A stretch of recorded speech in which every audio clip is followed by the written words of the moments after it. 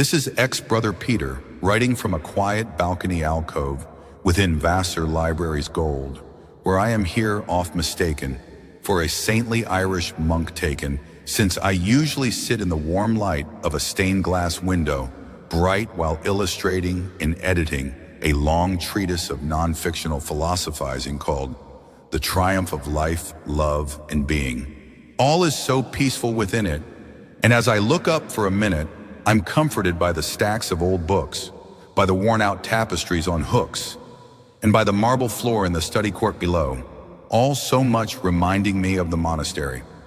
Memories cover me like a warm blanket as it all comes flooding back for me to thank it. I turn back to my work, but not before a smile from my partner across the table gives me the energy to continue on with the illustrations. Yes, my co-author, ex-sister Angeline, the one, sits quietly near me and is still being mistaken for a nun.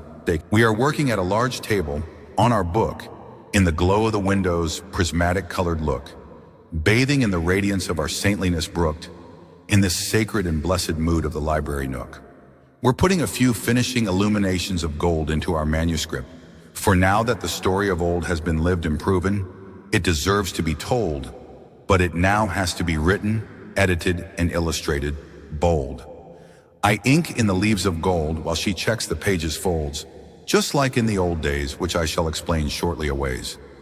The library is a peaceful relief from going out adventuring and romancing. Talking is expressly forbidden here, just as in the monastical village feared, so we whisper ever so softly and sweetly to each other, by and by. But I am getting way ahead of myself, so let's pause and start at the beginning, even earlier. It's all coming back to me now.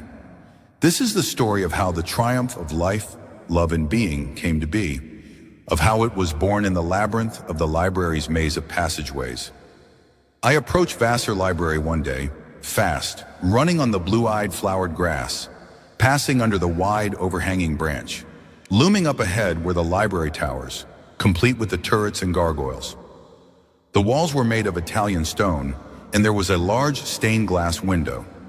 The library was built much in the tradition of some great monastery or a castle position. It was a lot like Camelot in this way too, but I thought my imagination could that outdo. I relaxed, letting my mind wander freely as I entered the spacious, cathedral-like lobby. I saw the huge tapestries hanging high on the walls, those grand and glorious scenes of the past that called. Then I walked up the stone steps indented deep, as worn smooth by centuries of studious feet. There were stone railings too, like altar rails, and many old pictures, plus balconies, worn trails, spiral staircases, and the almost secret alcoves. The nook was silent, blessed, and gracious, the perfect place to write, the lure contagious. The library has 100 rooms of all the ages, and 50 or more connecting passages. No one really knows how many mazes. Starting down one of the twisting ways and halls, I went through many levels of rooms and number calls, not noting where I had been, not looking back at all. I switched on the lights as I went, but didn't realize that the glows and vents were automatically turning off behind me after a minute or so to save on electricity.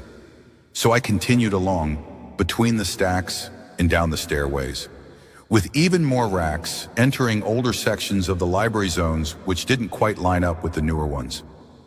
I was soon lost and completely disoriented. Then the library closed, and to my surprise, all of the power went off inside, for it was the Easter holiday shutdown. I wedged open a door that was automatically closing, but I didn't panic, although I certainly allowed a few quick pulses. Looking around for clues, I saw a map on the wall, but it was too dark to read its call.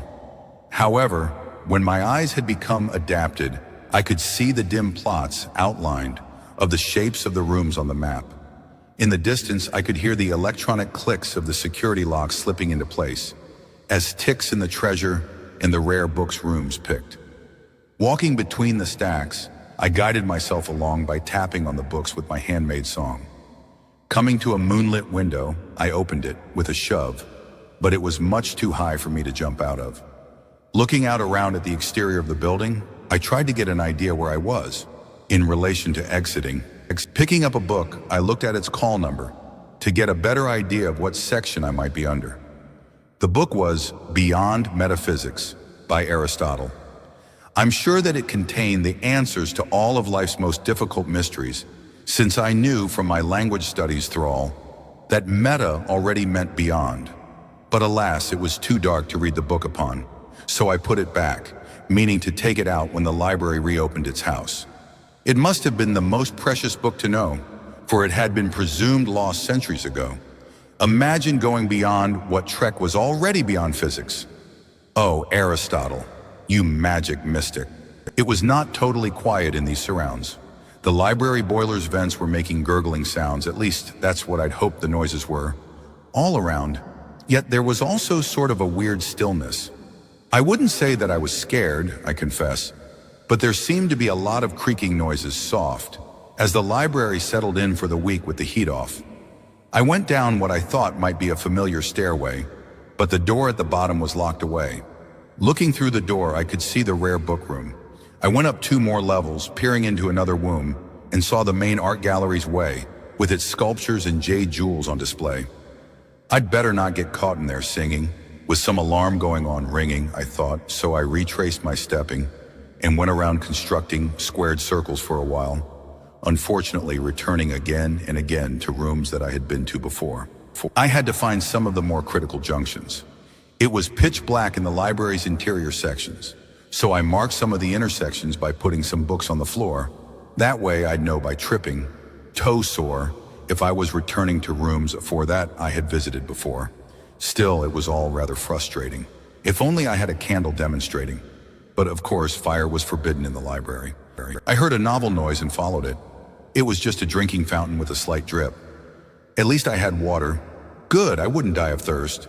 There was a college recess coming up, and so the library had been, completely shut down for the next fortnight.